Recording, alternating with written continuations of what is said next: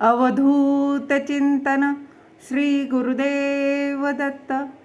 श्री स्वामी समर्थ. जय जय स्वामी समर्थ. माझ्या स्वामी भक्ती चॅनलमध्ये सर्वांना नमस्कार. स्वामी महाराजांच्या कृपेने तुमच्या सर्व चांगल्या इच्छा पूर्ण होत ही स्वामी महाराजांच्या चरणी प्रार्थना करते आणि आजच्या या नवीन व्हिडिओला सुरुवात करते. तर आज आहे रथसप्तमी. तर रथसप्तमीच्या दिवशी ही कहाणी नक्की ऐका. तुमच्या आयुष्याचं सोनं झाल्याशिवाय राहणार नाही. उपवास नाही केला तरी चालेल, परंतु ही कहाणी नक्की ऐका. तर ती कहाणी अशी काय आहे, तर ती कहाणी आहे आदित्य रानूबाईची कहाणी. ऐका. आदित्य रानूबाई तुमची कहाणी. आटपाट नगर होतं. त्या नगरात एक ब्राह्मण होता. तो नित्य समिधा, फुलं, दुर्वा आणायला रानात जात असे. तिथं नागकन्या, देवकन्या वसा वसत होत्या. ब्राह्मणानं विचारलं, काय ग बायांनो, कसला वसा वसता? तो मला सांगा. तुला रे वसा कशाला हवा? उठशील मातशील, घेतला वसा टाकून देशील. ब्राह्मण म्हणाला, उतत नाही मातत नाही, घेतला वसा टाकीत नाही. तेव्हा त्या म्हणाल्या, श्रावण मास येईल तेव्हा पहिल्या आदितवारी मुकाट्यानं उठावं, सचिळ स्नान करावं, अग्रोदक पाणी आणावं, विड्याच्या पानावर रक्तचंदनाची आदित्य रानूबाई काढावी, 6 रेघांचं मंडळ करावं, 6 सुतांचा तातू करावा, त्याला 6 गाठी द्याव्या, पान फूल वाहावं, पूजा करावी, पानाचा विडा, फुलांचा झेला, दशांगाचा धूप, गुळा खोबऱ्याचा नैवेद्य दाखवावा, 6 मास चाळावी, 6 मास पाळावी, माघी रथसप्तमी संपूर्ण करावं, माघी रथसप्तमी संपूर्ण करावं. संपूर्णाला काय करावं? गुळाच्या पोळ्या, बोटव्यांची खीर, लोणकड, तूप, मेहून जेवू सांगावं. असेल तर चिरचोळी द्यावी, नसेल तर जोडगळसरी द्यावी. ती नसेल तर 2 पैसे दक्षिणा द्यावी आणि आपल्या वंशाचं उद्यापन करावं. असा वसा ब्राह्मणानं केला. त्याला सूर्यनारायण प्रसन्न झाला. भाग्यलक्ष्मी आली तेव्हा राजाच्या राणीने ब्राह्मणाला बोलावणं धाडलं. ब्राह्मण जातेवेळेस भिवू लागला, कापू लागला. तेव्हा राजाच्या राणीनं सांगितलं, भिवू नका, कापू नका. तुमच्या मुली आमच्या येथे द्या. आमच्यात मुली गरिबाच्या तुमच्या घरी कशा द्याव्या? दासी कराल, बटकी कराल. राणी म्हणाली, दासी करीत नाही, बटकी करीत नाही. राजाची राणी करू, प्रधानाची राणी करू. मार्गेश्वराचा महिना आला. ब्राह्मणानं लगीन करून मुली दिल्या. एक राजाचे घरी दिली, दुसरी प्रधानाचे घरी दिली. गेल्या पावली मुलींचा समाचार घेतला नाही. 12 वर्षांनी समाचारास ब्राह्मण निघाला. राजाच्या घरी गेला. लेकीनं बसायला पाट दिला, पाय धुवायला पाणी दिलं. बाबा गुळ खा, पाणी प्या. गुळ खात नाही, पाणी पित नाही. माझी कहाणी करायची आहे, ती तू ऐक. तुझी कहाणी ऐकायला मला वेळ नाही. राजा पारधीला जाणार आहे. त्याला जेवायला उशीर होईल. तोच त्याचे मनात राग आला. तेथून निघाला, प्रधानाच्या घरी गेला.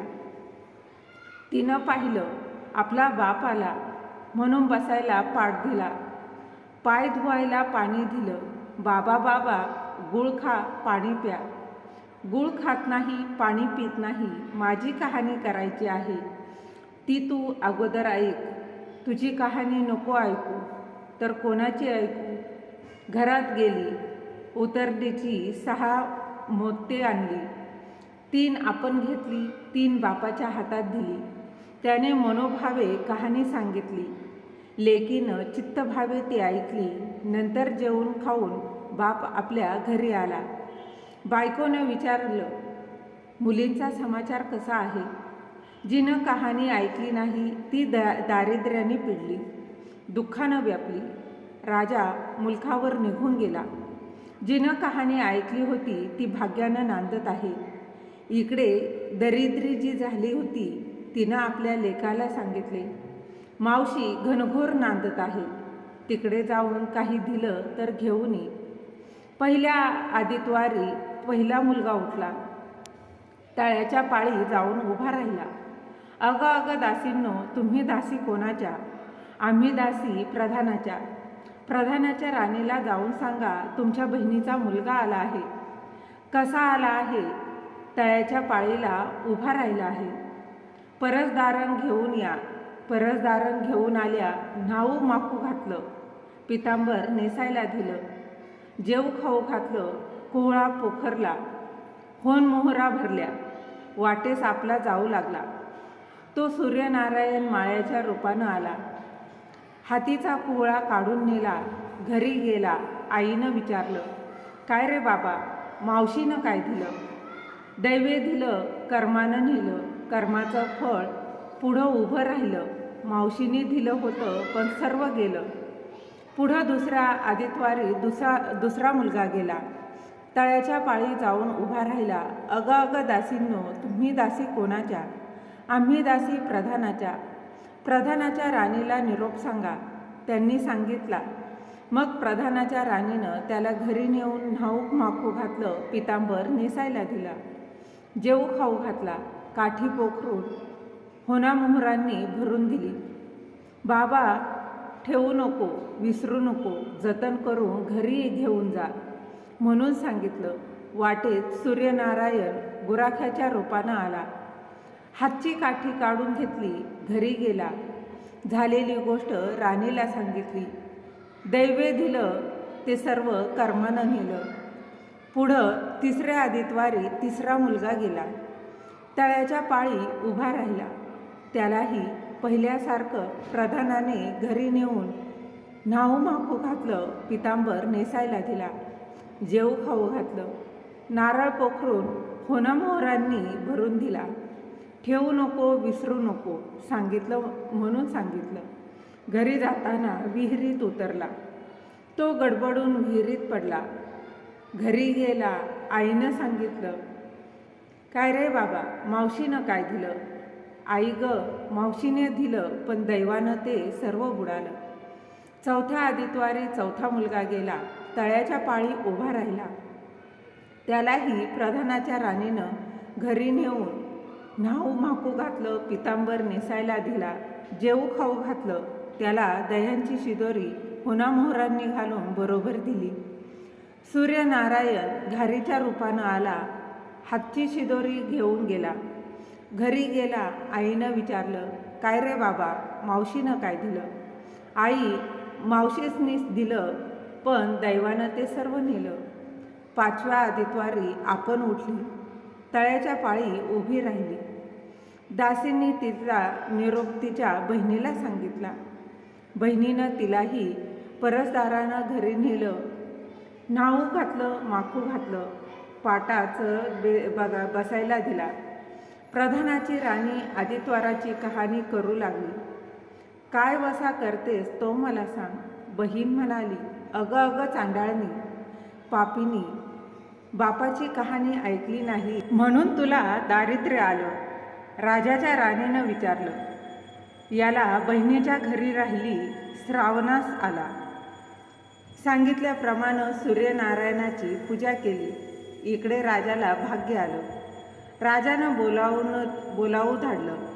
मावशी मावशी, तुला छत्र आली, चामर आली, पायीक आले, परवर आले. मला रे पापिनीला छत्र कोठली, चामर कोठली, पायीक कोठली, परवर कोठे? बाहेर जाऊन दाराशी बघतात तो राजा बोलावू आला होता. राजा आला तशी घरी जायला निघाली. एकमेकींना बहिणींनी आहेर केली. वाटेनं जाऊ लागली. पहिल्या मजलेस स्वयंपाक केला. राजाला वाढलं, मुलांना वाढलं. आपलं पान वाढून घेतलं. तो कहाणीची आठवण झाली. का रे हकारा, पिटारे डांगोरा, नगरात कोणी उपाशी आहे का, याचा शोध करा. तुझ्या बाईची कहाणी ऐकून मला काय फळ, माझं पोट भरलं पाहिजे असं म्हणून तो राणीकडे आला. तशी 6 मोते राणीनं घेऊन तिनं त्याला दिली. तिनं आपल्या हातात ठेवली. मनोभावे कहाणी सांगितली. चित्तभावे त्यानं ऐकली. त्याची लाकडाची मोळी होती, ती सोन्याची झाली. तो म्हणाला, बाई बाई, कहाणी ऐकल्याचं एवढं फळ, मग वसा घेतल्याचं काय फळ? काय वसा आहे तो मला सांगा. तुला रे वसा कशाला हवा? उतशील मातशील, घेतला वसा टाकून देशील. उतत नाही मातत नाही, घेतला वसा टाकीत नाही. तेव्हा वसा सांगितला. पुढं दुसऱ्या मजलेस गेली, स्वयंपाक केला. राजाला वाढला, मुलांना वाढलं, आपलं पान वाढून घेतलं. तेव्हा कहाणीची आठवण झाली. करा रे हाकारा, पिटा रे रांगोरा, नगरात कोणी उपाशी आहे का याचा शोध करा. उपाशी नाही, काही नाही, माळ्याचा मळा पिकत नाही, विहिरीला पाणी लागत नाही. असा एक माळी चिंतेनं बसला आहे, त्याला हाक मारली. आमच्या बाईची कहाणी ऐक. तो आला. राणीनं 6 मोते देऊन 3 आपण घेतली. तिनं 3 माळ्याला दिली. राणीनं कहाणी मनोभावे सांगितली. चित्तभावे माळ्याने ऐकली. माळ्याचा मळा पिकू लागला, विहिरीला पाणी आलं. तो म्हणाला, बाई बाई, कहाणी ऐकल्यावर एवढं फळ, मग वसा घेतल्याचं काय फळ?